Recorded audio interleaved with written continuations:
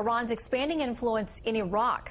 Tonight, Pentagon producer Lucas Tomlinson tells us how Iran's aggression could make the war on terror in Iraq a very long-term proposition.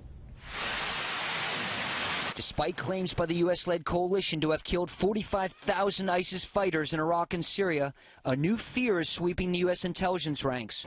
Should the Islamic State be defeated, it may soon be replaced by another anti-American force. U.S. military officials tell Fox there are now up to 100,000 Iranian-backed Shia fighters inside Iraq battling ISIS. These are the same fighters who just recently threatened the nearly 4,000 U.S. advisors currently on the ground there, calling them an occupying force.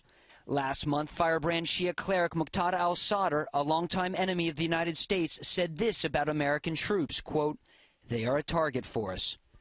A decade ago, these same Iranian-backed forces killed hundreds of U.S. soldiers in Iraq. Do you know how many soldiers, Marines underneath your command were killed by Iranian activities? The number has been recently quoted as about 500.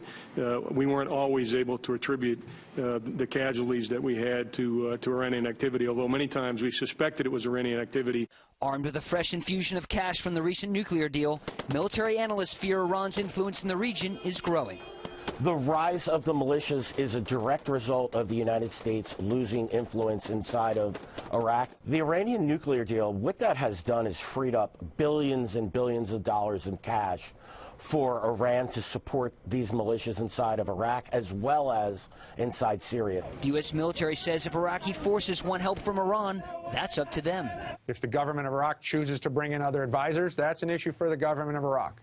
We are not coordinating with the Iranians in any way. But one of those advisors is Abu Mahdi al-Muhandis, who leads the Iranian-backed Shia fighters inside Iraq.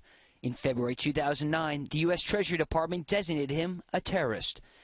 The Obama administration says Muhandis is an advisor to Qasem Soleimani, head of Iran's Revolutionary Guard Quds Force, responsible for leading Iran's proxy forces in the Middle East. There are reports that Qasem Soleimani is once again back on the ground in Iraq. A spokesman for the Shia militias say he will play a major role in the upcoming operation against ISIS in Mosul, Iraq's second largest city. Shannon? Lucas Tomlinson at the Pentagon. Thank you, Lucas.